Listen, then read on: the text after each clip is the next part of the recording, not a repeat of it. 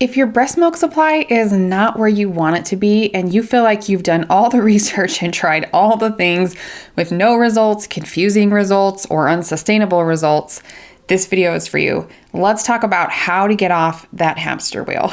If you're new here, my name is Allison Tolman. I'm a breast pump expert helping working moms pump easily and efficiently to protect their milk supply after returning to work. We've helped nearly 200 moms now inside the Pumping for Working Moms coaching program do exactly that. So if pumping efficiently at work sounds like your jam, make sure you subscribe for a new video every week. Also, if you want to work with us directly, there's a link down in the description for that too. But let's dive into this video's topic. First, I want to start out with some of the most common things that I hear mothers saying that they've tried. Now, this is not a complete list of all your options, but this is what I hear most often from someone who says, I've tried everything. They've often tried increasing pumping sessions. I've even heard of upwards of 10 sessions per day, which is crazy. Spending all your time pumping.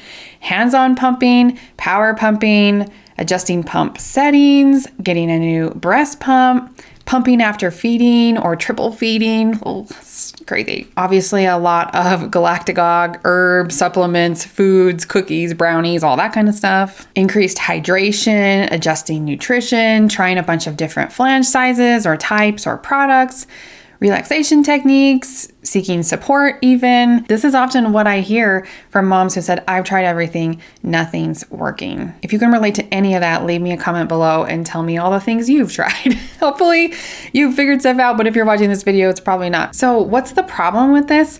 Well, it's kind of like throwing spaghetti at a wall and then seeing what sticks.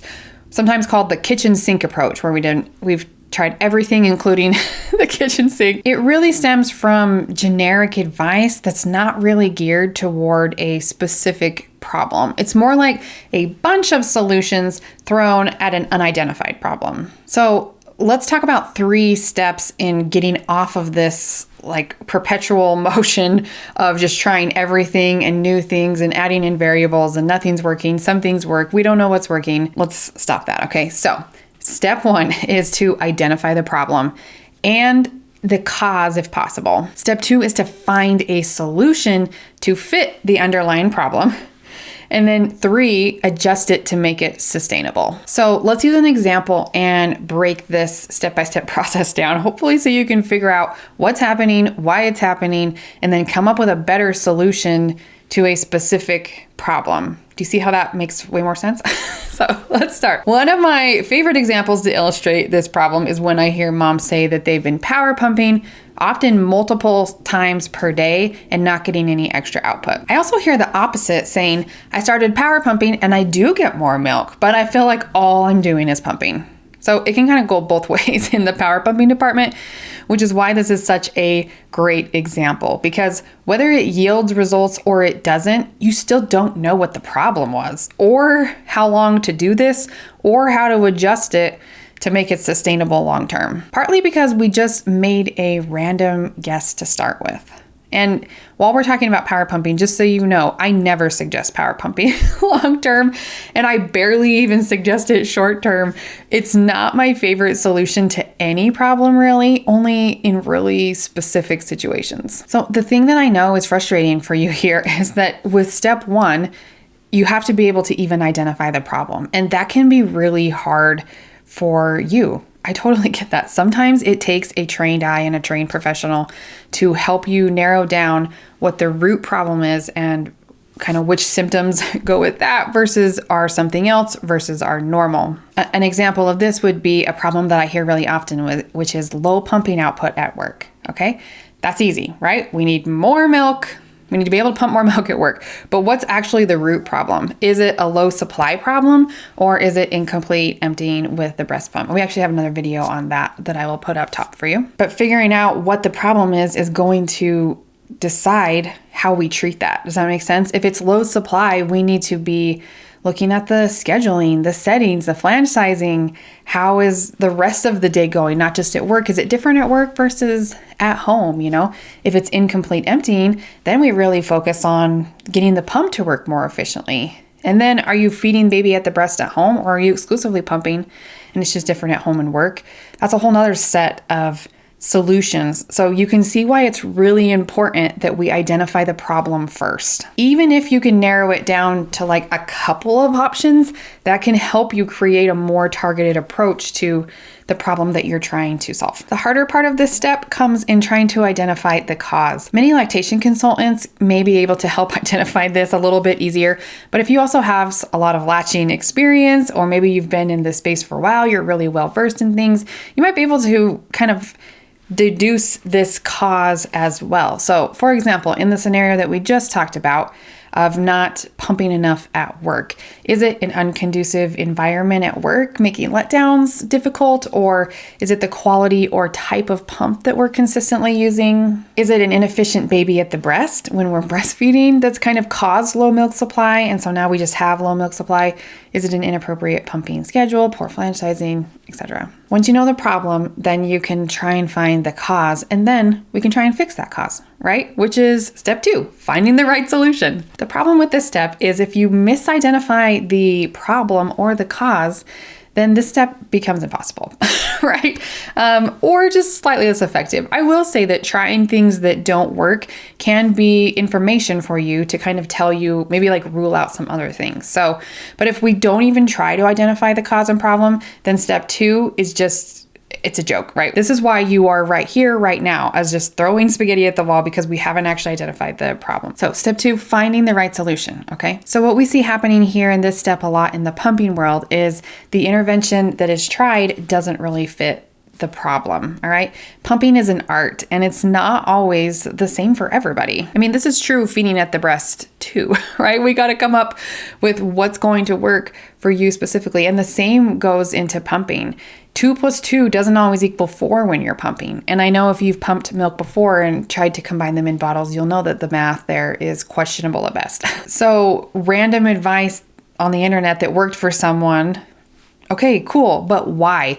What was the problem you had, and why did this solution work? I can't tell you, my feed pops up all the time with how I tripled my milk supply in 4 days, and how I fixed my low supply in 24 hours, or how I got 1,000 milliliters in, like, I don't know, it's just crazy. That's crazy. But like, these people are probably not lying. Like, whatever they did probably did work for them. But I can almost guarantee that eating special K cereal is not going to increase your milk supply unless like you were, I don't even know why that would work. I seriously watched a video where that was the conclusion that this beautiful mother made, was that really the only thing I changed was like eating a bunch of special K cereal, and it came back. And I'm like, okay, well, I'm not sure if that was directly correlated, or like there's nothing special about that cereal, I guess, except for the name, Special K. But this is the area where we got to be careful, okay? Random advice might work for someone, but we don't know what was happening in the first place. And sometimes we don't even know why. We also just don't have enough lactation consultants who are trained in pumping or can like really troubleshoot a pumping problem with a mom. So make sure you find someone that does have a lot of experience working with pumping mothers or breast pumps or something like that. We do have a training for lactation professionals to help educate more of them down below if you want. But to continue with our example here in step 2, you can see how we really need to remove as many variables as possible before finding the solution. So this is where you can start just kind of going back to some of the basics. We find a well-fitting flange size, okay?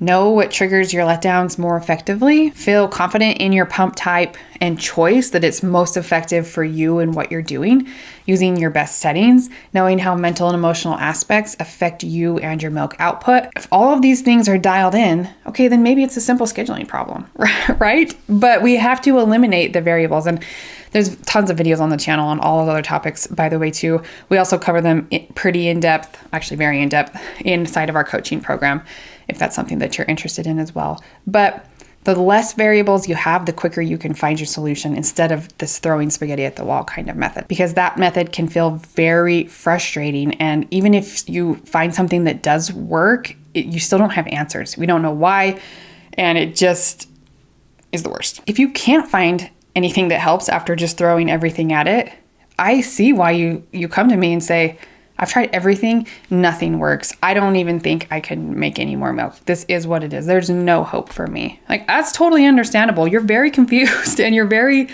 lost and you don't have any answers. And that's a really terrible place to be in.